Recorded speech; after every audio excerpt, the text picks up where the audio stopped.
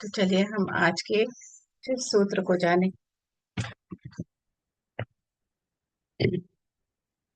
आवाज नहीं आ रही थी क्या? बिल्कुल भी म्यूजिक की आ रही थी। मैंने देर से लगाया था।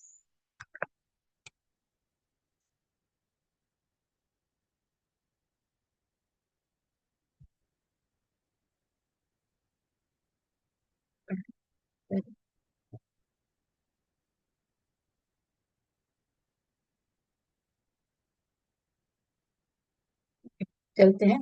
तो ये जो पुस्तक है शिव सूत्र, तो शिव सूत्र में ओशो क्या बता रहे हैं? और ये पुस्तक,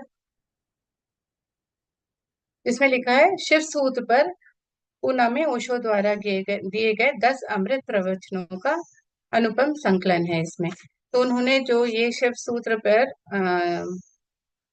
10 दिन अमृत प्रवचन दिए हैं, उनको हम अभी पहले जानेंगे। मुझे लगा कि पहले इसको जान लेते हैं, फिर हम शिव सूत्र वैसे पढ़ेंगे। तो ये है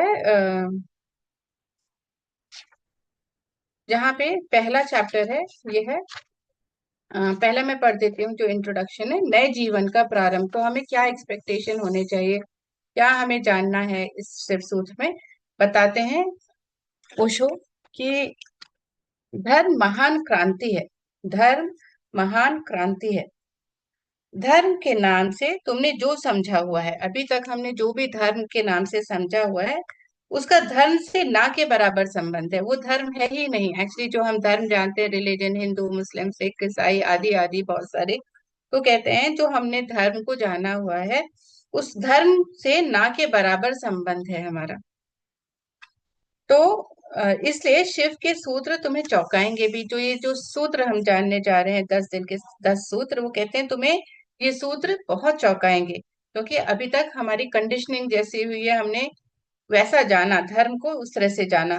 तुम भयभीत भी होगे, डरोगे भी, क्योंकि तुम्हारा धर्म डगमगाएगा। तब लगेगा अच्छा, अभी तक तो हम अपने को धर्म हिंदू मानते थे, हम तो कुछ कुछ मानते थे अपने आप को।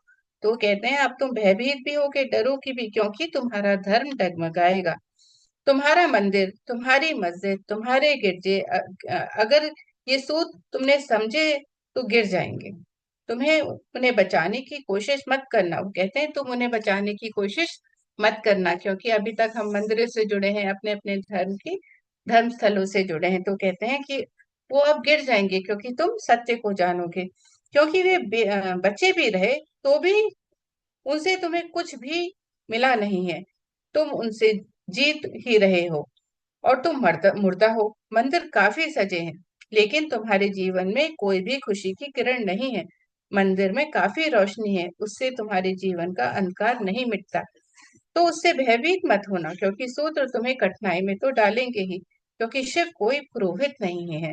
पुरोहित की भाषा तुम्हें हमेशा संतोषदायी मालूम पड़ती है। जो पुरोहित होते हैं वो क्या करते हैं, हमें सिर्फ अच्छी अच्छी बातें बोलते हैं, जो हमें अच्छा लगता है ना वही वो बताते हैं, सब ठीक है ऐसे।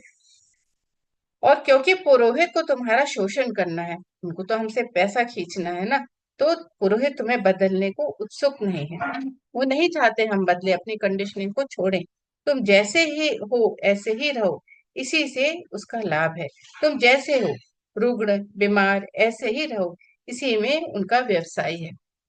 तो जिसका जिससे धंधा चलता है ना, काम धंधा चलता है, उसको लगता है हाँ वो चीज ज्यादा हो तो उसका व्यवसाय ज्यादा अच्छा चलेगा। ऐसे ही जो पुरोहित है, अगर कोई बीमार है तो 10 बार पूछने जाएगा कि कैसे ठीक करे, कोई उपाय बताइए, तो इस तरह से पैसा बन सकता है। कोई भी जीवन में संकट है तो वो सोचेंगे हाँ ये बना रहे।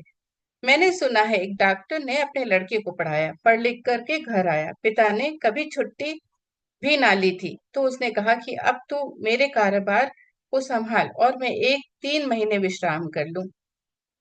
जीवन भर सिर्फ मैंने कमाया है और कभी विश्राम नहीं लिया। यह विश्व की मात्रा पर, और वो विश्व की यात्रा पर निकल पड़े 3 महीने। 3 महीने बाद लौटा तो उसने अपने लड़के से पूछा कि सब ठीक चल रहा है। उसके लड़के ने कहा कि बिल्कुल ठीक चल रहा है। आप हैरान होंगे कि जिन मरीजों को आप जीवन भर में ठीक ना कर पाए, उन्हों उनको मैंने 3 महीने में ठीक कर दिया। तो वो जो बेटा है, वो कहता है कि मैंने अब सबको ठीक कर दिया जिनको आप कभी भी ठीक नहीं कर पाए। पिता ने सर ठोक ले दिया कि अरे क्या कर दिया तुमने, तो मेरा धंधा ही चौपट कर दिया, अब सब ठीक हो गए तो। उसने कहा, मूढ़, वही हमारा व्यवसाय थे, क्या मैं उन्हें ठीक नहीं कर सकता था? तेरी पढ़ाई कहाँ से आती थी? उन्हीं पर आधार था। और भी बच्चे पढ़ लिख लेते तो तूने तो सब खराब कर दिया। वो कहते हैं कि यार तूने तो सबको ठीक कर दिया, इतनी सालों की मेहनत, जीवन भर की मेरी मेहनत पानी में कर डाली। तो पुरोहित तुम जैसे हो, रुग्ण बीमार तुम्हें वैसा ही चाहता है। उसी पर उसका व्यवसाय है। शिव कोई पुरोहित नहीं है, शिव तीर्थकर है, शिव अवतार है, शिव क्रांति दृष्टा है, पैगंबर है। वे जो भी कहेंगी वो आग है। अगर तुम जलने को तैयार हो तो ही उनके पास आना, अगर तुम मिटने को तैयार हो तो ही उनके निमंत्रण को स्वीकार करना, क्योंकि तुम मिटोगे न तो ही नए जन्म होगा। तुम्हारी राख पर ही नए जीवन की शुरुआत है। तो कहते हैं कि जो भी ये शिव सूत को सुन रहे हैं, पढ़ रहे हैं, उनको ये जानना है कि अब उनका नया जन्म होगा, क्योंकि शिव क्रांति दृष्टा है, शिव अवतार है, शिव तीर्थकर हैं और शिव पैगंबर है। वो कोई पुरोहित नहीं है जो मीठी मीठी बातें करेंगे, वो सत्य को बोलेंगे। तो ये ओशो का इंट्रोडक्शन है इस बुक के लिए। अब हम जानते हैं आज के चैप्टर नंबर 1, जीवन सत्य की खोज की दिशा। पहला प्रवचन ओशो का इस पर। तो ओम नमः श्री शंभुवे स्वात्मान नंद प्रकाशव कुशे अथ शिव सूत्र चैतन्य आत्मा ज्ञान बंधनम योगी वर्ग कला शरीरम उग्भो भैरव शक्ति चक्र संधाने विश्व संहारः। तो वो कहते हैं कि जीवन सत्य की खोज दो मार्ग से हो सकती है। एक पुरुष का मार्ग है, आक्रमण का, हिंसा का, छीन झपट का। और एक स्त्री का मार्ग है, समर्पण का, प्रतिक्रमण का। विज्ञान पुरुष का मार्ग है, विज्ञान आक्रमण है। धर्म स्त्री का मार्ग है, धर्म नमन है। इसे बहुत ठीक से समझे। इसीलिए वो कहते हैं ये जो बातें हैं, दो बातें हैं कि जीवन सत्य की वो दो मार्गों से है, एक पुरुष का मार्ग है और एक स्त्री का मार्ग है। तो दोनों को बैलेंस करना है। जो स्त्री तत्व और पुरुष तत्व हम सब में है, हम सभी, चाहे वो पुरुष हो या नारी हो। तो वो कहते हैं कि ये जो दो मार्ग है, एक पुरुष का मार्ग है जो आक्रमण का, हिंसा का, छीन झपट का। और स्त्री का मार्ग क्या है? समर्पण का, प्रतिक्रमण का। विज्ञान पुरुष का मार्ग है, विज्ञान आक्रमण है। धर्म स्त्री का मार्ग है और धर्म नमन है। क्योंकि धर्म स्त्री का मार्ग है तो धर्म नमन है, इसलिए वो कहते हैं स्त्री को भी नमन है। इसे बहुत ठीक से समझें। इसीलिए पूरब के सभी शास्त्र परमात्मा को नमस्कार से शुरू होते हैं। तो जितने भी पूरब में है, ईस्ट में है, वो कहते हैं कि सारे शास्त्र परमात्मा को नमस्कार से शुरू होते हैं। परमात्मा, और वो नमस्कार केवल औपचारिक नहीं है। हम जब भी शुरू करते हैं तो हम नमन करते हैं, कुछ भी हम शुरू करते हैं, है ना, तो परमात्मा को नमस्कार करते हैं, पूजा रखते हैं, जिससे हम पहले उनको पूजे, उनको हम अपने भावों में लाते हैं। तो वो कहते हैं कि ये औपचारिकता नहीं है, नमस्कार करना कोई औपचारिकता नहीं है। वो केवल एक परंपरा और रीति भी नहीं है कि हाँ कोई कर रहा है तो मैंने भी कर दिया। वो कहते हैं कोई ऐसी औपचारिकता या परंपरा या रीति नहीं है।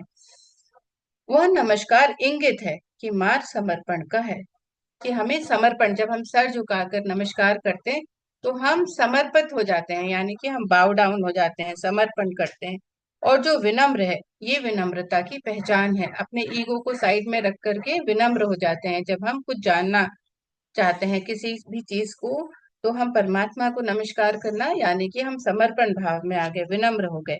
केवल वे ही उपलब्ध हो सकेंगे। और जो आक्रामक है, अहंकार से भरे हैं, जो सत्य को भी छीन झपट कर करके पाना चाहते हैं, तो कहते हैं जो विनम्र हो जाएंगे वही पाएंगे। जो कि अहंकार से भरे हैं, आक्रामक से भरे हैं और जो छीन झपट कर पाना चाहते हैं कुछ भी, वो वहां तक नहीं पहुंच सकते। जो सत्य के भी मालिक होने की आकांक्षा रखते हैं, जो परमात्मा के द्वार पर एक सैनिक की भांति पहुंचे हैं विजय करने, वे हार जाएंगे। यानी परमात्मा पर भी जो विजय पाना चाहते हैं, है ना, और सैनिक की तरह पहुंचते हैं कि हाँ मुझे तो चाहिए है, बस छीन झपटना है, तो वो हार जाएंगे। वो क्या कह रहे हैं कि विनम्रता होना है, हमें विनम्र होना है, समर्पण भाव से रहना है अगर हमें कुछ सीखना है। वे शूद्र को भला छीन झपट ले, विराट उनका ना हो सकेगा। कहते हैं चाहे वो शूद्र को कितना छोटा है, जो उसको कितना भी छीन झपट ले, लेकिन वो द्वार पर एक सैनिक की भांति वो विराट को, जो इतना बड़ा है, शिव इतने विराट है, उनको नहीं पा सकेंगे। वे व्यर्थ की भला लूट कर घर ले जाएंगे। तो व्यर्थ को भला लूट कर घर ले जाएंगे, लेकिन जो सार्थक है वो उनकी लूट का हिस्सा ना बन सकेगा। इसीलिए विज्ञान व्यर्थ की खोज लेता है। जो व्यर्थ है, जिसको कोई जानना ही नहीं चाहता ना, तो उसी को साइंटिस्ट रिसर्च कौन करता है? रिसर्च किस पे करते हैं? जो व्यर्थ माना गया है, जो किसी काम का नहीं माना गया है, साइंटिस्ट उसी पे रिसर्च करते हैं, क्योंकि उनको खोज करनी है कि व्यर्थ है, इसमें है क्या, ऐसा कुछ तो होगा ना जिसलिए उसका अस्तित्व आया है। तो ये कहते हैं कि जो व्यर्थ है ना, इसीलिए विज्ञान व्यर्थ को खोज लेता है, सार्थक चूक जाता है। जो समझता है मैं पूरा सार्थक हूँ, मुझे तो सब कुछ आता है, वो उसकी खोज नहीं कर पाता है। एक जो वैज्ञानिक है वो ही जब उसमें ये जिज्ञासा होती है कि अच्छा ये क्या व्यर्थ है, क्यों व्यर्थ है, तब वो उसकी रिसर्च करता है। मिट्टी, पत्थर, पदार्थ में के संबंध में जानकारी मिल जाती है, लेकिन आत्मा और परमात्मा की जानकारी छूट जाती है। बाकी सब जितनी भी भौतिकता में है उनकी जानकारी मिल जाती है, वो कहते हैं, लेकिन आत्मा और परमात्मा की जानकारी छूट जाती है, वो कोई जान नहीं पाता है, वो उस पे बहुत कम रिसर्च करते हैं। ऐसे ही वैसे जैसे तुम राह चलती एक स्त्री पर हमला कर दो, बलात्कार हो जाएगा, स्त्री का शरीर भी तुम कब्जा कर लोगे, लेकिन उसकी आत्मा तुम्हें ना मिल सकेगी, उसका प्रेम तुम पा ना सकोगे। तो स्त्री अगर कोई जोर जबरदस्ती से, छीन झपट से, चाहे उसके शरीर का कुछ भी है ना उपयोग कर ले, लेकिन उसको मन को नहीं जीत सकता, उसके प्रेम को नहीं जीत सकता, उसकी आत्मा उसको नहीं मिल पाएगी, ऐसा वो कहते हैं। तो जो लोग आक्रमण की तरह जाते हैं परमात्मा की तरफ, वे बलात्कारी हैं। वे परमात्मा के शरीर पर भला कब्जा कर लें, इस प्रकृति पर जो दिखाई पड़ती है, जो दृश्य है, उसी चीर फाड़ कर लें, विश्लेषण कर लें, उसके सब राज खोल लें, लेकिन उनकी खोज वैसे ही शुद्र होगी जैसे किसी पुरुष ने ऐसे हमला किया होता है स्त्री पर। स्त्री का शरीर तो उपलब्ध हो जाएगा, लेकिन ये उपलब्धि दो कौड़ी की है, क्योंकि उसकी आत्मा को तुम छू नहीं पाओगे। तो वो क्या कहते हैं, हमें आत्मा तक पहुंचना चाहिए, किसी भी चीज को आत्मा के रूप में हमें पाना है, यानी कि डीप जाना है हमें। हमें सिर्फ ऊपर ऊपर से, जैसे प्रकृति है, प्रकृति में जो भी उपलब्ध है ना, चाहे वो हमारे जीवन व्यापन के लिए सामान है, या प्रकृति में हम जाते हैं एंटरटेनमेंट के लिए जाते हैं, या कैसे भी हम, तो कहते हैं बाहर बाहर से तुम उसको छू लोगे, लेकिन प्रकृति में भी आत्मा है, उसको नहीं छू पाओगे, उसको नहीं पा पाओगे, क्योंकि ये प्रकृति जो दिखाई पड़ती है, जो दृश्य है, उसका सबको ही विश्लेषण कर लेगा कि हाँ ये बहुत सुंदर है, यहाँ पे कितना सुंदर, घूमने जा रहे हैं तो लग रहा है ये कितनी अच्छी वादियां हैं, यहाँ का वातावरण कैसा है, लेकिन वो ऊपर ऊपर से है। कहते हैं वो उसकी आत्मा तक जाना है हमें, तब आप असलियत, असली तरह से उससे जुड़ पाओगे। तो कहते हैं कि तो उसके भीतर जो प्रेम की संभावना है, तब प्रकृति में जो प्रेम है, कहते हैं ना हर चीज में परमात्मा का दिव्य प्रेम बसा है, प्रकृति के हर कण कण में, प्रकृति की हर एक चीज में दिव्य प्रेम है। तो कहते हैं जो उसके भीतर जो प्रेम की संभावना थी, है ना, वो जो छिपा था बीज प्रेम का, वो अभी अंकुरित ना होगा अगर हम उसमें चीर फाड़ करेंगे, हम सिर्फ उसको ऊपरी तरह से देखें, उसकी प्रेम की वर्षा नहीं मिल सकेगी। उससे जुड़ना आना है हमें, प्रकृति से, प्रकृति में जो भी है उससे हमें जुड़ना आना है, उसके साथ गहराई तक उसके हृदय से जुड़ना है। विज्ञान बलात्कार है, वो प्रकृति पे हमला है, जैसे कि प्रकृति कोई शत्रु हो, जैसे उसे जीतना है, पराजित करना है, लेकिन विज्ञान तोड़ फोड़ में भरोसा करता है, विश्लेषण तोड़ फोड़ है, काट पीट में भरोसा करता है। कहते हैं वैज्ञानिक को तो क्या चाहिए, रिसर्च करना है, वो तोड़ फोड़ करता है, कहीं पर से खोदता है, कहीं पहाड़ों के बीच में ड्रिल करता है, कुछ करता है, उसको जब रिसर्च करनी होती है तो पेड़ों को काटेगा, फूलों को तोड़ेगा, है ना। तो वो कहते हैं अगर वैज्ञानिक से पूछो कि फूल सुंदर है तो तोड़ेगा फूल को क्या, अगर वो सच में फूलों में सुंदरता देखेगा, क्या फूल तोड़ेगा, क्या उन्हें काटेगा, जांच पड़ताल करेगा, लेकिन उसे पता ही नहीं, तोड़ने में ही सौंदर्य खो जाते हैं, जैसे ही हम तोड़ लेते हैं फूलों को, वैसे ही उनका सौंदर्य चले जाता है। फूल वृक्ष पे ही अच्छे लगते हैं। सौंदर्य तो पूरे पूरे में था। सौंदर्य तो पूरे में था, एक फूल तोड़ लिया तो वो अलग हो गया, अपनी प्रकृति से अलग हो गया। तो कहते हैं पूरे वृक्ष में ही सौंदर्यता थी, तो अगर हमने तोड़ लिया तो वो अपनी सौंदर्य खो देता है। खंड खंड में सौंदर्य ना मिलेगा। हाँ, रासायनिक तत्व मिल जाएंगे, वो कहते हैं केमिकल कॉम्पोजिशन है वो जो ढूंढ रहे होंगे रिसर्चर्स, वो मिल जाएंगे। लेकिन खंड खंड में सौंदर्य है। किन चीजों से फूल बना है, किन पदार्थों से बना है, किन खनिज और द्रवों से बना है, वो सब मिल जाएगा। जितना कोई उसको साइंटिफिकली जानना चाहता है वो सब ज्ञान मिल जाएगा कि कैसे कैसे क्या है केमिकल कॉम्पोजिशन उसका। तुम कहोगे ये केमिकल्स हैं, ये पदार्थ हैं, इस इनसे मिलकर फूल बना है। लेकिन तुम एक भी ऐसी बोतल ना भर पाओगे जिसे तुम कह सको यह सौंदर्य है। वो सारे पार्ट्स जो आप फूल को तोड़ने के बाद जानेंगे, उसके बारे में जानेंगे, वो सारे बस केमिकल कॉम्पोजिशन है। लेकिन वो कहते हैं ये पदार्थ जो भी केमिकल्स हैं, है ना, वो सारी चीजें सौंदर्य नहीं बन सकती। सौंदर्य जो फूल में भरा था, इतना सौंदर्य जो फूल को देखने से आप आकर्षित हुए थे, जिसमें सौंदर्य था, वो उसने खो दिया जैसे ही उसको तोड़ दिया। तो कैसे सौंदर्य तिरोहित हो जाएगा।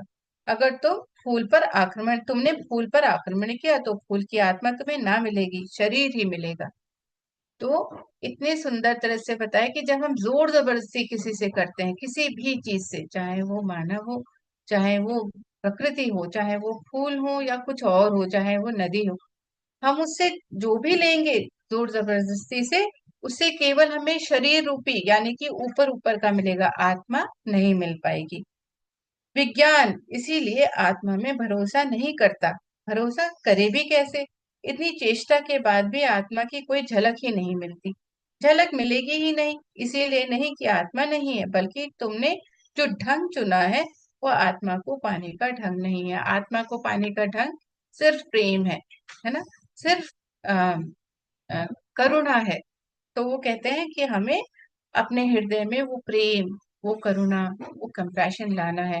तभी हम उसकी आत्मा से जुड़ पाएंगे प्रकृति में, चाहे वो कुछ भी हो। वो कहते हैं कि आत्मा की कोई झलक नहीं मिलती जब हम अपना ये ढंग रखते हैं छीन झपट वाला। झलक मिलेगी नहीं, इसीलिए नहीं कि आत्मा नहीं है, बल्कि ढंग जो हमने चुना है वो सही नहीं है।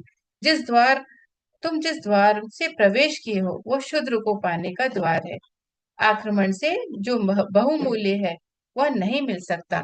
आक्रमण से जो जितना भी बहुमूल्य सामान हो वो नहीं मिल सकता, वो कहते हैं। यहाँ तक कि वो कहते हैं कि जीवन का रहस्य तुम्हें मिल सकेगा अगर नमन के द्वार से तुमने किए। तुम अगर अपने आप को पूरा सरेंडर मोड में आ जाओगे, है ना, अपने आप को पूरा प्रकृति के सामने नतमस्तक हो जाते हो, नमन करते हो, उस नमन के द्वार से तुम आए हो, तो जीवन का रहस्य मिलेगा। अगर तुम झुके, तुमने प्रार्थना की, तो तुम प्रेम प्रेम के केंद्र तक पहुंच जाओगे। अपना अहंकार हमें छोड़ना है। झुकने का मतलब क्या है? अहंकार को हमें छोड़ना है। हमें अपने अहम को छोड़ना है कि मैं कौन हूँ, पहले से ही छोड़ना है, मुझे तो सब कुछ आता है। तो वो कहते हैं जब हम नमन होते हुए जाते हैं, अपने आप को सरेंडर करते हुए जाते हैं, तब हमें जीवन का रहस्य हमें मिलता है। परमात्मा को रिझाना करीब करीब एक स्त्री को रिझाने जैसा है। उसे उसके पास अति प्रेम पूर्वक, अति विनम्र प्रार्थना से भरा हृदय चाहिए, और जल्दी वहां नहीं है। तो कहते हैं कि जैसे एक स्त्री को रिझाना है ना, स्त्री के पास तो प्रेम है और हम तो जैसे कि परमात्मा को पाना है, वैसे ही ऐसे पाना है जिस तरह से स्त्री में प्रेम है ना, स्त्री में इतना प्रेम है, उसका प्रार्थना से हृदय भर जाए, इस तरह से हम परमात्मा के सामने जाएंगे। वहां जल्दी भी नहीं है, कि ये नहीं कि मुझे अभी चाहिए तो बस अभी मुझे जल्दीबाजी में कुछ करना। वो कहते हैं नहीं, जल्दीबाजी में कुछ नहीं कर सकते। तुमने जल्दी की और तुम चूके। वहां बड़ा धैर्य चाहिए, तुम्हारी जल्दी और उसका हृदय बंद हो जाएगा। कहते हैं तुमने अगर जल्दी की ना, ऊपर ऊपर से बस तुम चले गए और तुमने जाने की कोशिश, तो परमात्मा को नहीं पाओगे। परमात्मा को पाने के लिए और उनके हृदय से जुड़ने के लिए हमें धैर्य चाहिए, क्योंकि जल्दी भी आक्रमण की खबर है। जल्दीबाजी क्या है? आक्रमण की जल्दी कब होता है? रेस्टलेसनेस जब होती है ना, कि मुझे बस पा लेना है, छीन लेना है। अब इसी यही समय है मेरे पास, मुझे और तो समय मिलेगा नहीं। मैं अभी मेरे पास 5 मिनट है, मैं 5 मिनट में क्या, और 5 मिनट में मुझे जो चाहिए। परमात्मा को रिझाना करीब करीब एक स्त्री को रिझाने जैसा, वो कहते हैं। फिर वो कहते हैं कि, एक मिनट प्लीज।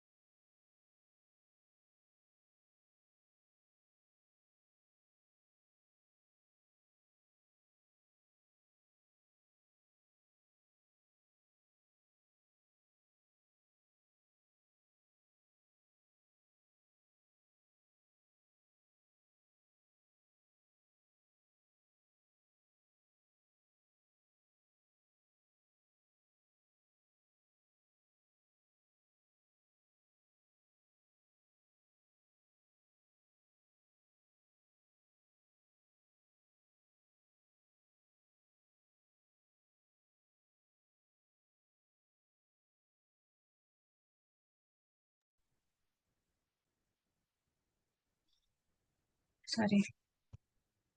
तो वो कहते हैं कि इस शास्त्र का पहला चरण है ओम स्वप्रकाश आनंद स्वरूप भगवान शिव को नमन। और अब शिव सूत प्रारंभ करेंगे। तो भगवान शिव को हमें कोटि कोटि नमन करते हैं, सत सत नमन करते हुए पूरी तरह से सरेंडर समर्पण भाव से हम ये ज्ञान लेने के लिए उपस्थित हैं। हे महादेव, हे शिव, अपने अहंकार को पूरी तरह से हम बाहर छोड़ते हुए जो भी आप सिखाएंगे उसे हम सीखने के लिए तैयार हैं। इस भाव से हमें जुड़ना है। तो वो कहते हैं, और अब शिव सूत प्रारंभ होता है यहाँ से। अभी तक उन्होंने सिर्फ बताया कि हमें इस भावना से करना है। इस नमन को बहुत गहरे उतर जाने दीजिए अपने अंदर। इस नमन को शिव के साथ जुड़ने के लिए एकदम उनको नमन करना पूरे सरेंडर के साथ, पूरे पूरे सरेंडर के साथ अपने हम को बाहर छोड़ते हुए कहते हैं अपने गहरे तक उस जुड़ जाएं, एकदम गहराई तक। कहते हैं इस नमन को इतना बाहर गहरा उतरने दें, क्योंकि अगर द्वार की चूक गया तो पीछे महल की जो मैं चर्चा करूंगा वह समझ में नहीं आएगी। तो मास्टर 1 मिनट अपना 30 सेकंड आंखें बंद करते हुए अपने आप को पूरे सरेंडर भाव में ले आइए। महादेव तो एक ऊर्जा के रूप, शिव, हम जुड़ेंगे शिव की एनर्जी के साथ। कोई रूप नहीं जिनका,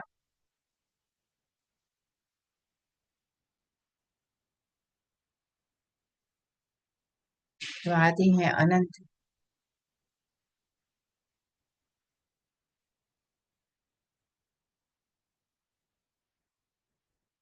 हे शिव, हम आपको नमन कर, पूरी तरह से नमन करते हैं। केवल आपके प्रेम को जानना है।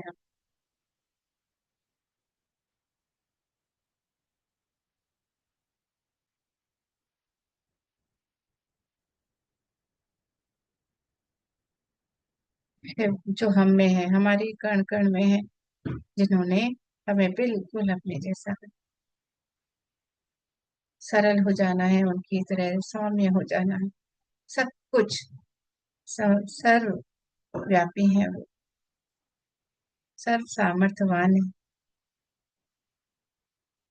सर्वशक्तिमान। उन शिव को हम नमन करते हैं, उस ब्रह्मांड शक्ति को हम नमन करते हैं जो हमारे कण कण में है।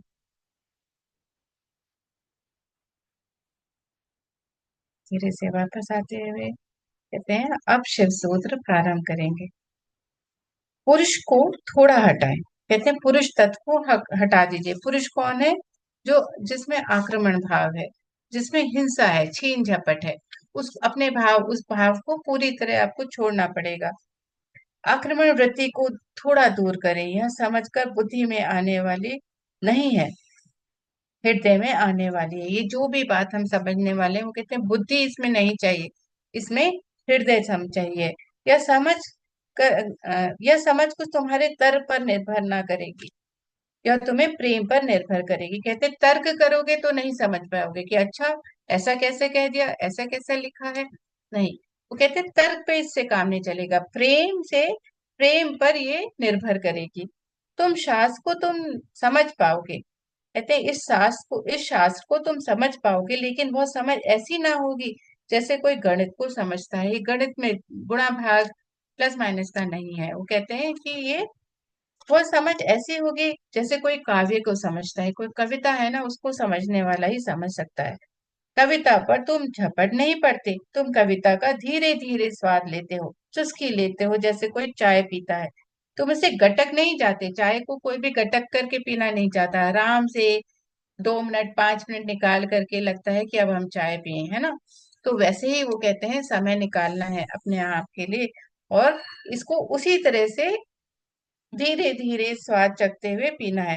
तुम इसे गटक नहीं सकते कि एक बार में सोचो कि हाँ बस आ गया और मैंने अपने अंदर उतार दिया। नहीं, वह कोई कड़वी दवा नहीं है। तुम उसका स्वाद लेते हो, चुस्की लेते हो, धीरे धीरे इसके स्वाद को को लीन होने देते हो। कहते हैं हम जैसे एक चाय पीते हैं ना, उसकी एक चुस्की लेते हैं, फिर उसके बाद चाय या जिसने भी जो भी पे पिया है उसको उसका स्वाद लेते हैं धीरे, उसका अपनी टंग में उसको अनुभव करते हैं कि कैसी चाय है, उसमें जो भी पड़ा है उसको, एक एक जिंजर है अगर, है ना, अदरक डली है तो अदरक का स्वाद समझ में आ रहा है, इलायची डली है तो इलायची का आ रहा है, और कोई हर्ब्स डले। तो कहते हैं कि उसका धीरे धीरे तुम स्वाद लेते हो, चुस्की लेते हो, और उसके स्वाद को लीन होने देते हो, अपने अंदर बसने देते हो। और एक कविता को समझना हो तो बार बार पढ़ना पड़ता है। एक गणित को तुमने एक बार बार समझ लिया, फिर दोबारा करने की जरूरत नहीं लगती, गणित समाप्त हो गया। कहते हैं जो कविता है उसको बार बार पढ़ना चाहते हो, गणित को, सवाल को एक बार समझ लिया आपने क्या प्रोसेस है, अगर आपने बार बार किया उसके बाद आपको समझ में आ गया, फिर दोबारा करने की जरूरत नहीं पड़ती, वो समझ में आ गया। कविता कभी भी समाप्त नहीं होती, क्योंकि हृदय का कोई और छोर नहीं है, और तुम जितना ही प्रेम करते हो उतना ही उद्घटित होता है। इसलिए पूरब में हम शास्त्र का अध्ययन नहीं करते, हम शास्त्र का पाठ करते हैं। तो शास्त्र का अध्ययन करना और शास्त्र का पाठ करने का क्या फर्क है? कि शास्त्र को हम बार बार पढ़ते हैं, जैसे कि अभी मैं ये पढ़ रही हूँ, लेकिन हम सबको इसे अपने आप से भी पढ़ना है या सुनना है बार बार, ताकि हम उसको अपने अंदर उतार सकें, बिल्कुल जैसे अंदर उसका रस ले सकें पूरी तरह से।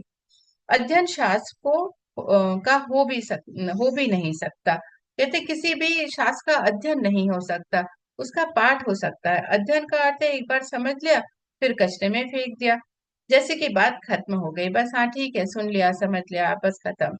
जब समझ ही लिया तो अब दोबारा क्या करना है? पाठ का अर्थ होता है, तो अध्ययन क्या होता है कि एक बार समझ जाए तो अब मुझे जरूरत नहीं है। लेकिन पाठ, अध्ययन और पाठ में क्या फर्क है?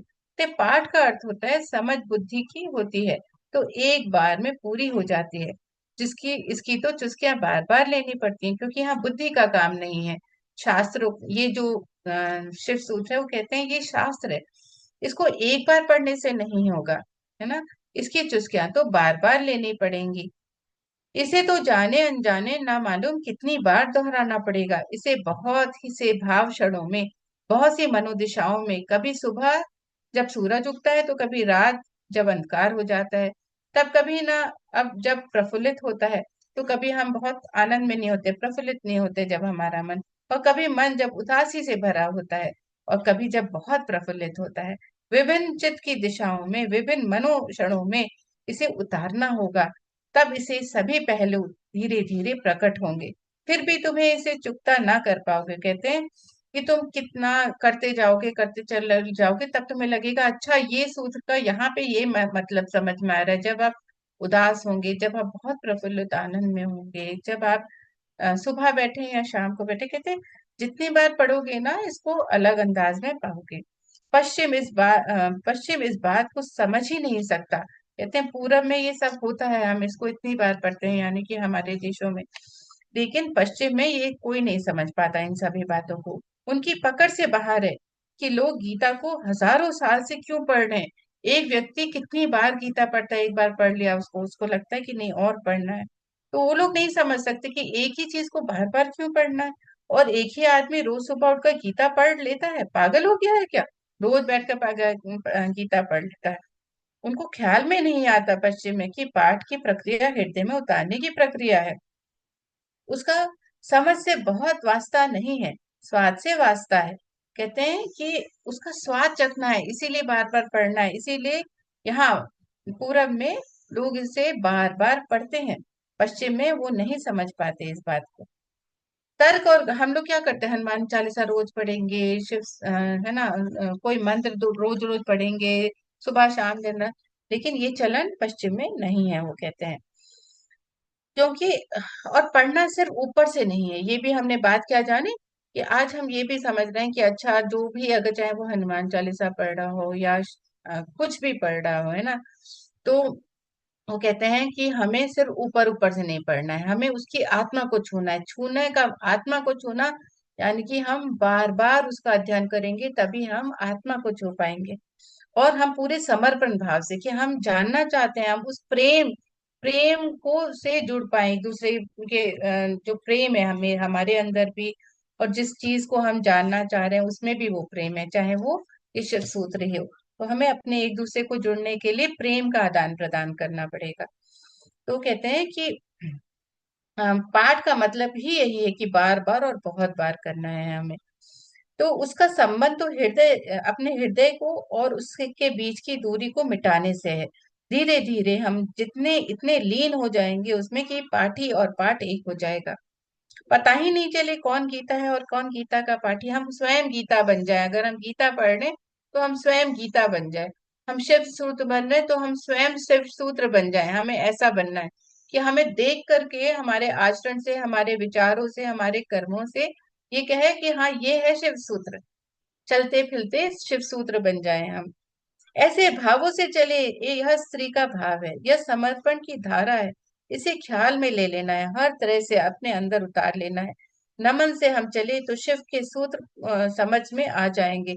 उन्हें तुम अपने में उतार देना और जल्दी निर्णय मत करना कि वे ठीक है कि गलत है। हमें कह रहे हैं वो जल्दी नहीं करना कि ये जो सूत्र अब जानोगे वो सही है गलत, ये इसका निर्णय जल्दीबाजी में मत करना। क्योंकि सूत्रों के संबंध में एक बात ख्याल रख लेना, तुम्हारे ऊपर निर्भर नहीं है, तुम्हारे ऊपर निर्भर नहीं है तय करना कि वे ठीक है या गलत। हमारे ऊपर निर्भर नहीं है ये। तुम निर्णय कर भी कैसे पाओगे? जो अंधेरे में खड़ा है वो प्रकाश के संबंध में क्या निर्णय लेगा, जो प्रकाश को जाना ही नहीं है। जो अंधकार में, उसके बारे में क्या निर्णय लेगा जिसको जाना ही नहीं है। और जिसने कभी स्वास्थ्य नहीं जाना, उसे रोग की शैया से ही बंधा रहा, उसे श्वास की परिभाषा कैसे समझ में आएगी? जो व्यक्ति हमेशा ही रोग से जुड़ा है वो स्वस्थ रहना नहीं जान सकता कि क्या स्वस्थ रहना होता है। तो कोई भी चीज जानने के लिए हमें उसका जैसा होना होता है, पहले वो कहते हैं। जिसने कभी प्रेम की सुफना नहीं जान पहचानी, जो जीवन भर घृणा, ईर्ष्या और द्वेष में जिया है, वो प्रेम की कविता को पढ़ सकता है क्या? क्योंकि शब्द उसकी समझ में ही नहीं आएंगे। जिसने हमेशा घृणा की है, अपने अंदर ना द्वेष रखा है, घृणा रखी है, ईर्ष्या रखी है, वो सत्य प्रेम को नहीं जान पाएगा। वो प्रेम कहता है प्रेम प्रेम है, लेकिन प्रेम को जानता नहीं है, क्योंकि ये समझ ही नहीं आएगा उसको। तो कहते हैं वह द्वार तो उसके लिए बंद ही रहेगा। इसे तुम निर्णय मत करना कि क्या ठीक है क्या गलत है। जब तक तुम उस जैसा ना बन जाओ तब तक हमें कोई भी नहीं है कि हम उसको ठीक या गलत कहें। तुम सिर्फ पीना, समझना भी नहीं कहता हूँ। तुम सिर्फ पीना, तुम सिर्फ स्वाद में उतरना। और अगर तुम वह स्वाद तुम्हारे भीतर रहस्य के लोग खोलने लगे, और वह स्वाद अगर तुम्हारे भीतर नई सुगंध को जन्म दे तो तुम पाओ कि क्षण भर भी को भी सही तुम्हारे दुर्गंध का व्यक्तित्व विलीन हो जाएगा। कहते हैं अगर जरा सी भी तुमने इसकी सुगंध ले ली अपने अंदर, तो तुम्हारे अंदर की अगर जरा भी दुर्गंध है दुर्गंध कैसे? जो अभी हमने जानी, घृणा, ईर्ष्या, है ना, द्वेष की भावना से जो दुर्गंध हमारे उत्पन्न होती है, वो सारे हमारे व्यक्तित्व से विलीन हो जाएगी अगर तुमने इसको क्षण भर भी जान लिया। तुम्हारे भीतर कोई फूल खिला है और तुम सुगंधित हो गए हो। क्षण भर को भी तुम पाओगे तुम अंधकार नहीं हो। तुम कोई दिया जल गया है या एक झलक मिली जैसे अंधेरे में बिजली कौन दे। उसी से उसी से समझ आएगी, तुम्हारे समझने से नहीं, तुम्हारे अनुभव की झलक से समझ आएगी, इसीलिए तुम विनम्र रहना। कहते हैं तुम केवल इसको अनुभव से समझ पाओगे। जब तक तुम अनुभव नहीं करोगे नहीं समझ पाओगे। वो कहते हैं कि हमारे अंदर जब हम इसको जान लेंगे, अपने अंदर ही ज्ञान को उतारने लग जाएंगे, तो हमारे व्यक्तित्व में जो दुर्गंध है, अभी हम इनर जर्नी कर रहे हैं ना, वहां पर लीना मैम हमें दुर्गंध बताती हैं कैसे इस तरह से अंदर है हमारे, कहीं कहीं कुछ कुछ चिपका हुआ है गंदगी और वहां से दुर्गंध है।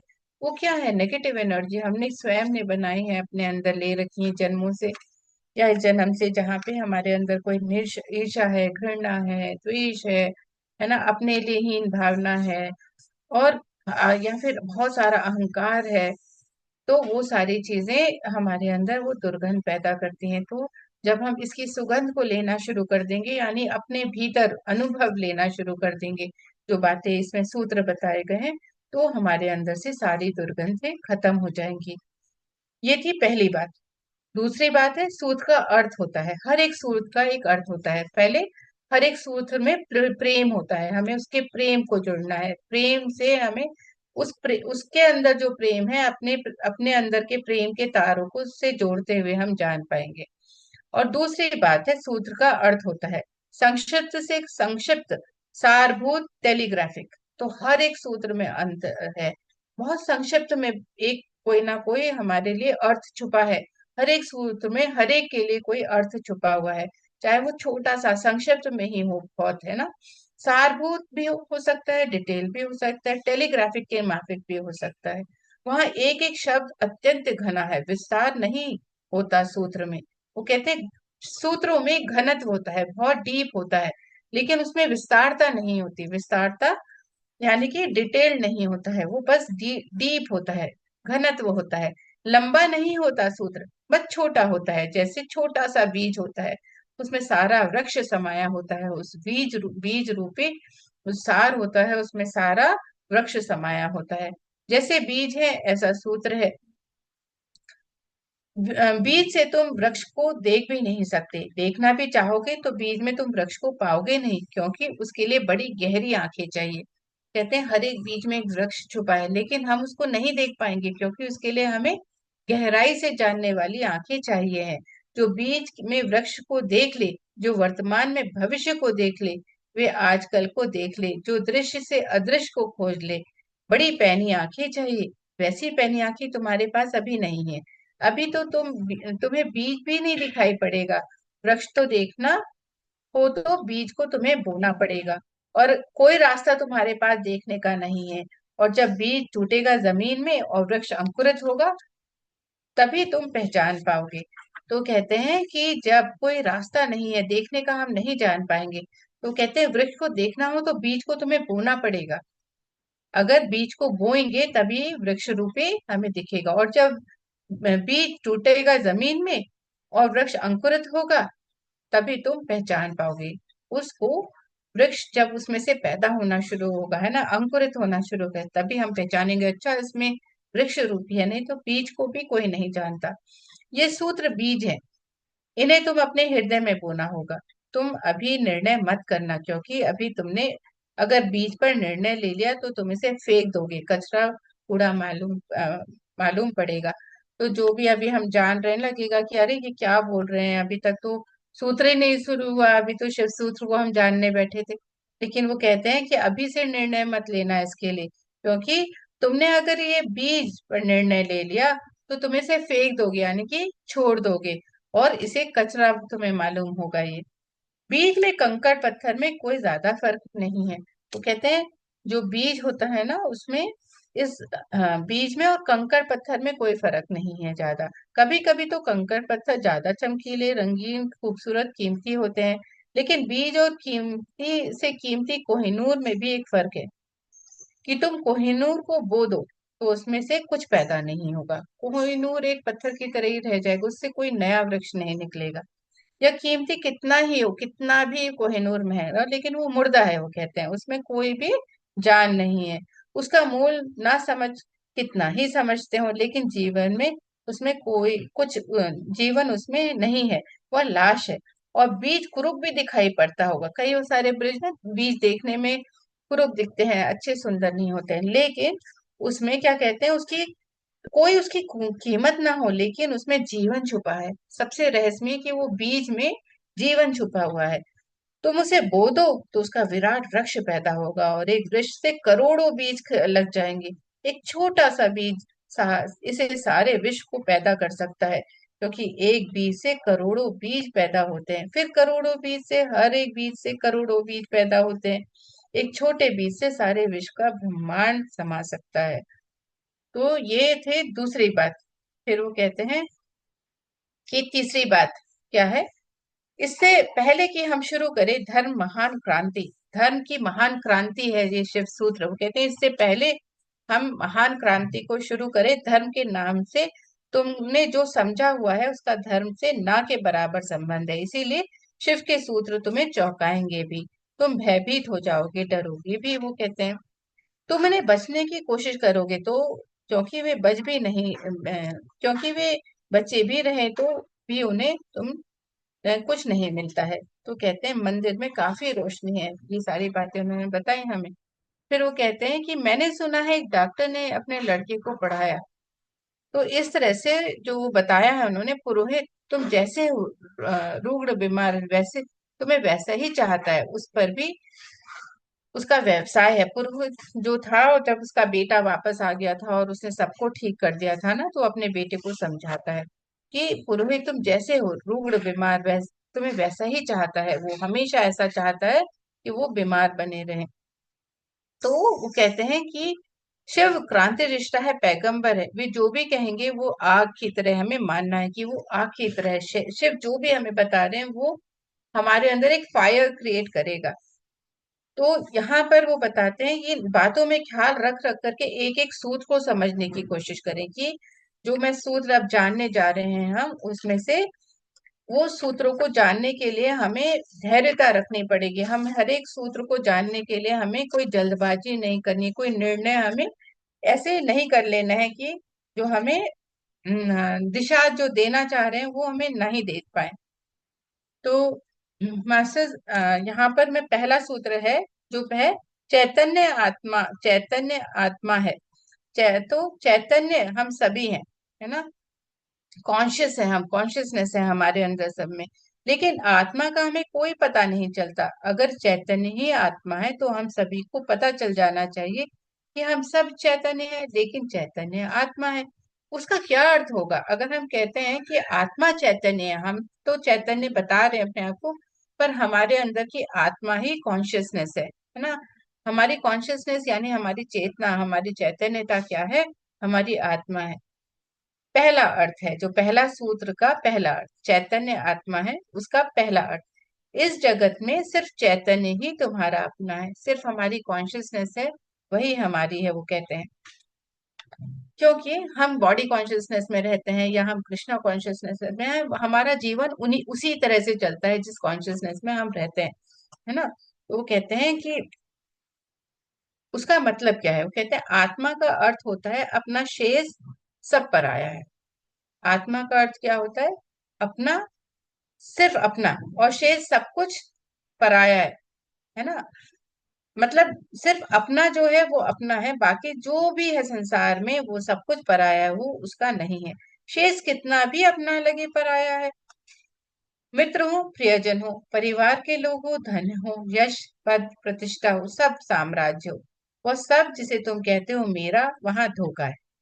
जहां पे भी हम मेरा कहते हैं अपना की जगह में, वो सब कुछ कहते हैं पराया है, सब कुछ दूसरे का है, वहां धोखा है, क्योंकि वो सभी मृत्यु तुमसे छीन लेगी।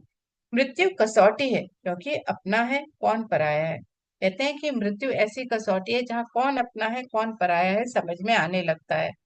मृत्यु जिसे तुम अलग कर दे वह पराया था।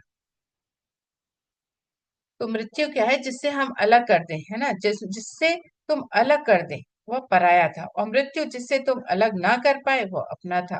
मृत्यु से जो अलग हो जाता है, यानी कि जो अलग छूट जाता है, मृत्यु हो गई यानी कि वो सब कुछ समाप्त हो गया। तो मृत्यु से सब कुछ समाप्त क्या होता है? भौतिकता में जो भी हमारे पास अभी सब कुछ है ना, वो मृत्यु पाते ही सब कुछ खत्म हो जाता है। चाहे वो रिश्ते नाते हों, हमारे एकत्रित धन धान्य हो, ज्वेलरी हो, हमारे कपड़े लत्ते हों, हमारे प्रिय हो, हमारे दुश्मन हो, जो भी है वो सब कुछ बाहर रह जाता है अगर किसी के हैं दुश्मन। तो कहते हैं कि जो भी अलग हो जाए मृत्यु से, है ना, वो पराया है। और मृत्यु तुम्हें तुम्हें जिससे अलग ना कर पाए, मृत्यु से के बाद भी जो से तुम अलग नहीं कर पाए, अपने जो से तुम अलग नहीं हुए, वो अपना है। आत्मा का अर्थ जो अपना है। तो मृत्यु क्योंकि आत्मा के से अलग नहीं होती है ना, तो वो कहते हैं इसीलिए वो अपनी है। लेकिन जैसे हम सोचते हैं अपना, वैसे ही दूसरा प्रवेश कर जाता है। अपने का मतलब ही होता है दूसरा, कोई दूसरा जो अपना है। तो कहते हैं जैसे ही हम अपना कह लेते हैं ना, चाहे वो हमारी आत्मा भी है, तो कहते हैं हम जब अपना कह लेते हैं तो अपना में क्या है? अपना का मतलब भी है, अपने का मतलब ही होता है कोई दूसरा। यानी कि जब हम अपना भी कह रहे हैं तो हम हमारा भाव क्या है कि ये अपना है और वो पराया है, कुछ और है जिसके लिए हम पराया अपना कह रहे हैं। तो जहां पे भी हम अपना पराया ला रहे हैं, यानी कि हम द्वैत में हैं। तो कहते हैं कि अगर तुम अपना भी कह रहे हो, है ना, तुम पराया तो समझ लिया कि मृत्यु से जो भी छूट जाएगा वो सब कुछ पराया है। लेकिन वो कहते हैं अपने का महत्व ये बहुत ही गहरा है। कहते हैं अपने का मतलब ही होता है कोई दूसरा जो अपना है। तुम्हें यह ख्याल ही नहीं आता कि तुम्हारे अतिरिक्त तुम्हारा अपना कोई भी नहीं है, जो भी नहीं है, जो हो भी नहीं सकता। और जितनी देर तुम भटके रहोगे इस धारा में कि कोई दूसरा अपना है, उसे दिन व्यर्थ किए उतना जीवन आखरण बीतता रहे। उतना समय तुमने सपने देखे, उतना समय तुम जाग सकते थे। मोक्ष तुम्हारा होता, तुमने कचरा इकट्ठा किया। कहते हैं जिसको भी तुम अपना कह रहे हो ना, संसार में जितना है, चाहे तुम्हारा वो घर है, तुम्हारा व्यवसाय है, चाहे तुम्हारे रिश्ते हैं, जो जिसको भी तुम अपना कह रहे हो, यहाँ पे पराया तो समझ लिया छूटने वाला। कहते जिसको भी तुम अपना कह रहे हो, है ना, वो अपना भी तुम्हें सिर्फ भ्रमित करता है। और तुम्हें जो तुम मोक्ष प्राप्त कर लो उस समय में अपना अपना करने, वो समय तुम खो बैठते हो। सिर्फ तुम सिर्फ तुम ही तुम्हारे हो। इतना याद रखना है कि सिर्फ तुम ही तुम्हारे हो। यह पहला सूत्र है। मेरे अतिरिक्त मेरा कोई भी नहीं है। ये जो समय आप निकाल करके यहाँ आए हैं और अगर कोई सुन रहे हैं ध्यान से, तो ये सिर्फ अपने लिए कर रहे हैं। यही है जो आप अपने लिए कर रहे हो। कहते हैं सिर्फ तुम ही तुम्हारे हो, इसके अलावा कुछ नहीं है। सिर्फ तुम ही तुम्हारे हो, यह पहला सूत्र है। और मेरे अतिरिक्त मेरा कोई भी नहीं है। मेरे अतिरिक्त मेरा कोई भी नहीं है। हाँ, इस भौतिकता में आए, रिश्ते निभा रहे हैं, लेकिन सत्य यह है कि मेरे मेरे अतिरिक्त कोई भी नहीं है।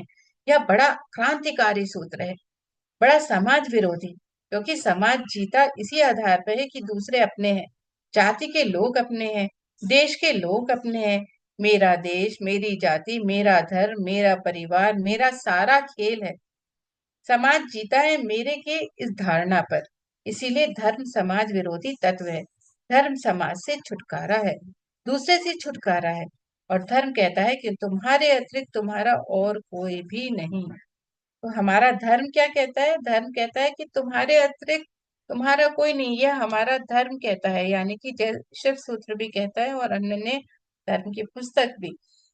तो हमने जाना धर्म क्या है, जिसको हम जान रहे हैं वो धर्म नहीं है। यानी कि हिंदू, मुस्लिम, सिख, ईसाई वो सब धर्म नहीं है, है ना। तो तो वो कहते हैं कि धर्म हमें सिखाता है कि हमारे अतिरिक्त, स्वयं के अतिरिक्त कुछ भी नहीं है। हम स्वयं ही हमारे हैं। तो वो कहते हैं कि जो भी समाज में जीता है, मेरे की धारणा पे जीता है, वो इसलिए कि वो धर्म में एक धर्म समाज विरोधी तत्व हो जाएगा अगर ऐसा बोला जाए कि कुछ भी नहीं है, मैं ही हूँ, बस अपने लिए मैं ही संपूर्ण हूँ। ऊपर से दिखने पर बड़ा स्वार्थी वचन मालूम पड़ेगा अगर हम बोलेंगे कि मेरे सिवा और मेरा और कोई नहीं है। क्योंकि यह तो यह बात हुई कि बस हम ही अपने हैं। तो तक्षण में हमें लगता है कि यह तो स्वार्थ की बात है। तो यहाँ पे अगर किसी से बोलेंगे तो लगेगा अच्छा ये तो सिर्फ स्वार्थी है, सिर्फ अपने बारे में सोच रहा है, अपने बारे में ही बात कर रहा है। यह स्वार्थ की बात नहीं है। अगर तुम इसे ख्याल में आ जाए कि तो ही तुम्हारे जीवन में परार्थ और परमार्थ पैदा होंगे। वो कहते हैं कि अगर तुम्हारे अंदर स्वार्थ की बात आ जाए कि सिर्फ अपने बारे में सेल्फिशनेस में आ जाएंगे, तभी हमारे अंदर, तभी अगर एक ख्याल में बात आ जाए स्वार्थ वाली, तभी परार्थ और परमार्थ होता है। तो क्योंकि जो अभी आत्मा के भाव से ही नहीं भरा है, उसके जीवन में कोई परार्थ और परमार्थ नहीं हो सकता। जिसके अंदर वो अपने आत्म भाव में नहीं आया है जो व्यक्ति, उसके लिए परमार्थ और परार्थ की बात ही नहीं है। तुम कहते हो दूसरे को मेरा, लेकिन मेरा कहकर तुम कहते क्या हो? कहते हैं जब तुम मेरा कह रहे हो, कभी समझा है कि क्या कह रहे हो? इस बात के पीछे का तत्व समझो। मेरा कहने के बाद के लिए जो इसके पीछे का रहस्य है, वो सुनो। कहते हैं मेरा कहकर तुम उन्हें अ, चूसते हो। मेरा तुम्हारा शोषण का हिस्सा है। स्वयं को का जो शोषण कर रहे हैं ना, अपना शोषण, मेरा कहने से हम अपना शोषण कर रहे हैं। कितनी गहराई बात है कि हम जब कहते हैं मेरा, हम कह दिया तो हम अपना ही शोषण कर रहे हैं, अपने लिए ही बर्बादी कर रहे हैं। तो वो कहते हैं मेरा तुम्हारा शोषण का हिस्सा है, या मेरा कोटेड है, फैलाव है। जिसको भी तुम मेरा कहते हो, तुम उसी के गुलाम बनते हो। जिसको तुमने मेरा कह दिया, घर को तुमने अपना मेरा कह दिया, घर की साज सवारने में, उसको अच्छा रखने में, उसको सुंदर करने में, है ना, उसका ख्याल रखने में, उसके मेंटेनेंस में हम उसके गुलाम बन जाते हैं। तो जिसको भी आपने मेरा कह दिया, चाहे वो रिश्ते हो या उसको निभाना है, निभाने का मतलब है गुलाम बनना। तुम उसे अपने परिग्रह में परिवर्तित कर देते हो। मेरी पत्नी, मेरे पति, मेरा बेटा, मेरा पिता, तुम कहते क्या हो? इस मेरे के पीछे, इस मेरे के पर्दे के पीछे तुम्हारे संबंध का मूल आधार क्या है? तुम चूसते हो, तुम शोषण करते हो, तुम दूसरे का उपयोग करते हो। इस दूसरे के उपयोग को तुम सोचते हो परार्थ। तुम तो भ्रांति में हो। तुम्हें लगता है अरे मैं तो परार्थ कर रहा हूँ, सेवा कर रहा हूँ अपने माता पिता की, अपने बच्चों का ख्याल कर रहा हूँ। लेकिन वो कहते हैं एक्चुअली में तुम शोषण कर रहे हो, तुम दूसरे का इस्तेमाल कर रहे हो। एक सम्राट बूढ़ा हुआ। उसके 3 बेटे थे और वो बड़ी चिंता में था। किसको राज दें? तीनों ही योग्य और कुशल थे, तीनों ही समान गुण धर्मा थे। इसलिए बड़ी कठिनाई हुई। उसने एक दिन तीनों बेटों को बुलाया और कहा कि पिछले पूरे वर्ष में तुमने जो भी कृत्य, महानतम कृत्य किया हो, एक कृत्य को पूरे वर्ष में महानतम हो, वो तुम मुझसे कहो। तो एक जो होता है राजा, वो तीनों बच्चों को बुलाता है, अपने बेटों को, है ना, और वो पूछ रहा है कि तुमने सबसे महानतम कार्य क्या किया है इस पूरे वर्ष में, वो बताओ। बड़े बेटे ने कहा कि गांव का जो सबसे बड़ा धनपति है, वो तीर्थ यात्रा पर जा रहा था। उसने करोड़ों रुपए के हीरे जवाहरात बिना गिने, बिना किसी हिसाब किताब के, बिना किसी दस्तखत दिए मेरे पास रख दी, और कहा कि जब तुम वो लौट कर आऊंगा तीर्थ यात्रा से, मुझे वापस लौटाना। चाहता तो मैं पूरे के पूरे रख सकता था। वो बेटा क्या कह रहा है, उसने मुझे गिने बिना दिया, दिए, कोई भी तो साइन नहीं लिया था। अगर मैं चाहता तो मैं रख लेता उस व्यापारी का जो जा रहा था तीर्थ यात्रा पर, क्योंकि कोई पढ़ लिखा पढ़ी भी नहीं थी, कोई गवाह भी नहीं था। इतना मैं भी करता तो थोड़े थोड़े बहुमूल्य हीरे में बचा लेता, तो कोई कठिनाई ना थी। क्योंकि इस आदमी ने तो गिने नहीं थे और कोई संख्या रखी नहीं, इसलिए मैंने सब जैसी की तैसी थैली वापस लौटा दी। तो कहते हैं मैंने ये महान कार्य किया कि मैंने जैसा उसने दिया था वैसा मैंने वापस कर दिया। पहला बेटा बोलता है।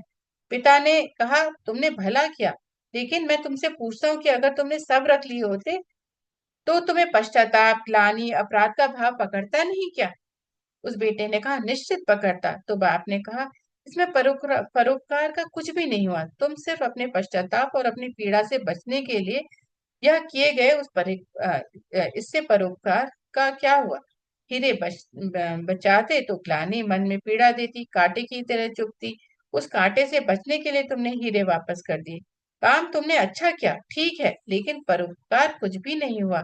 उपकार तुमने अपना ही किया। वो कहते हैं कि तुमने अच्छा काम किया, लेकिन परोपकार इसमें कुछ नहीं हुआ। तुम्हें लग रहा है अरे बड़ा महान कार्य कर लिया, तुमने अपने पे उपकार किया कि तुम ग्लानि भाव में नहीं आओ, है ना, अपने भीतर।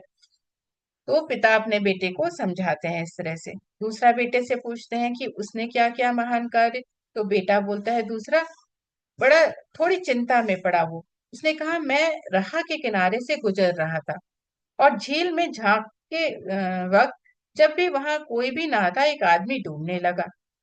कहते हैं जब मैं जा रहा था झील के किनारे तो एक आदमी वहां डूब रहा था, वहां कोई भी नहीं था।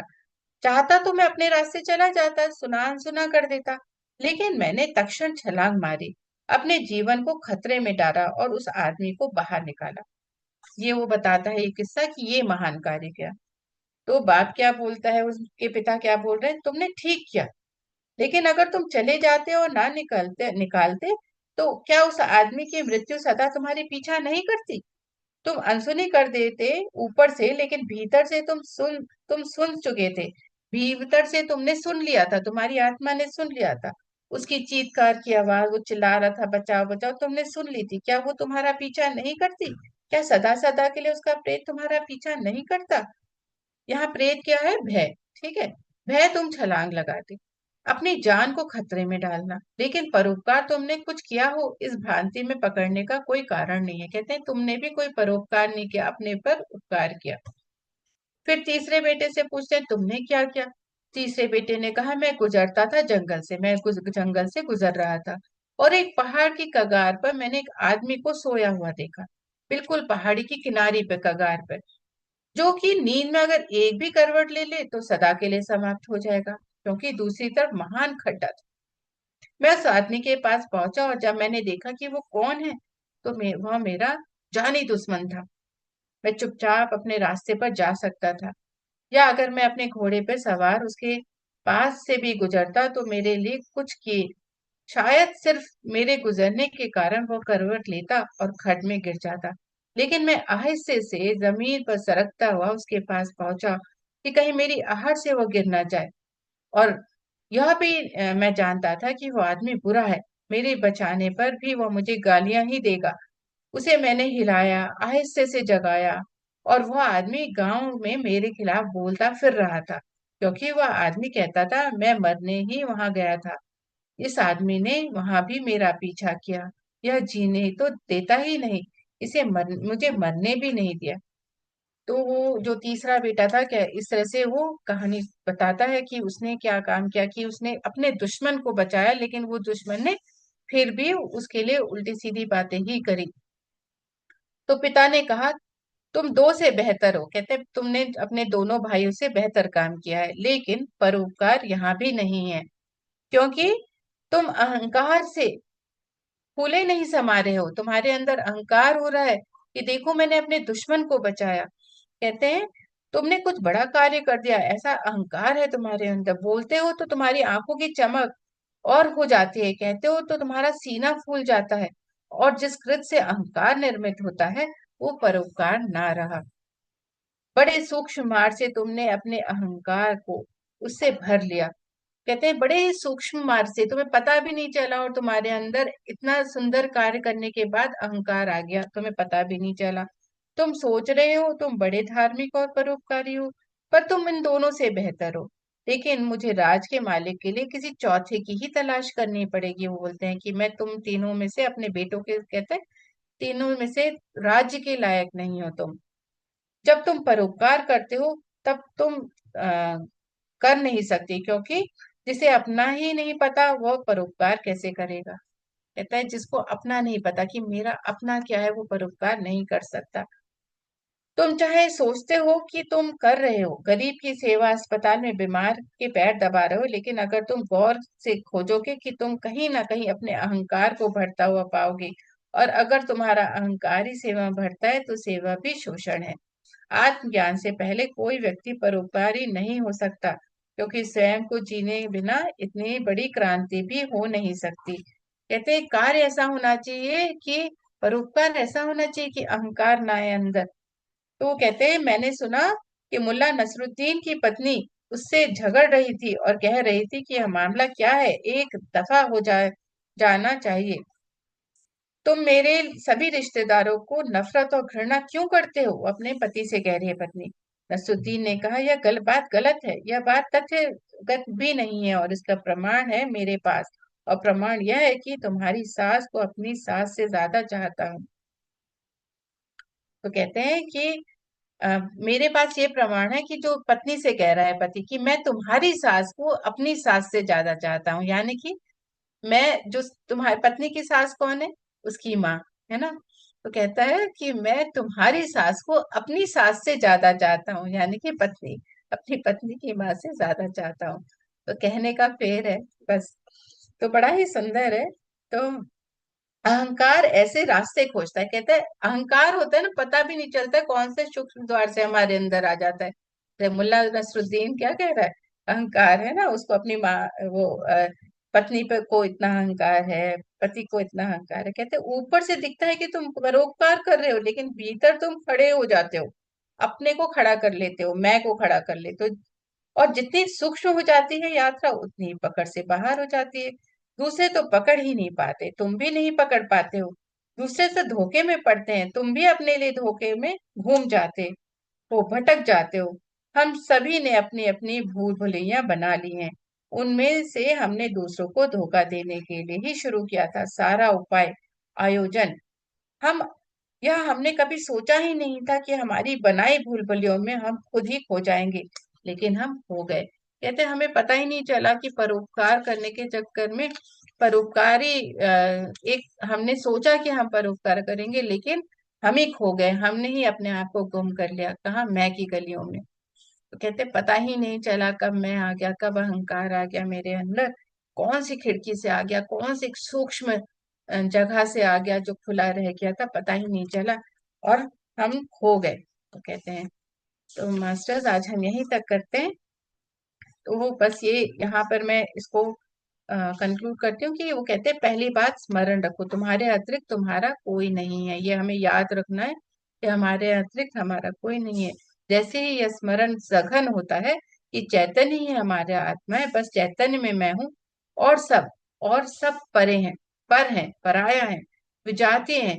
जैसे ही तुम्हारे जीवन में क्रांति की पहली किरण प्रविष्ट हो जाती है, वैसे ही तुम्हारे और समाज के बीच का एक दायरा, एक दरार पड़ जाती है। वैसे ही तुम्हारे और तुम्हारे संबंधों के बीच एक दरार पड़ जाती है। लेकिन आदमी अपनी तरफ देखना नहीं चाहता। देखना कठिन भी है, क्योंकि देखने से पहले जिस प्रक्रिया से गुजरना पड़ता है वो संघातक है। तो ये याद रखना है हमें। अगर हम अपने सिर्फ हम ये जान ले कि हमारे अतिरिक्त और कोई नहीं है ना, और हम अपने को ही सब में देखना है। यहाँ क्या क्या मतलब है कि अपने को ही हमें सब में देखना है, तभी हम अहंकार को प्रवेश करना नहीं कर पाएंगे। तो यहाँ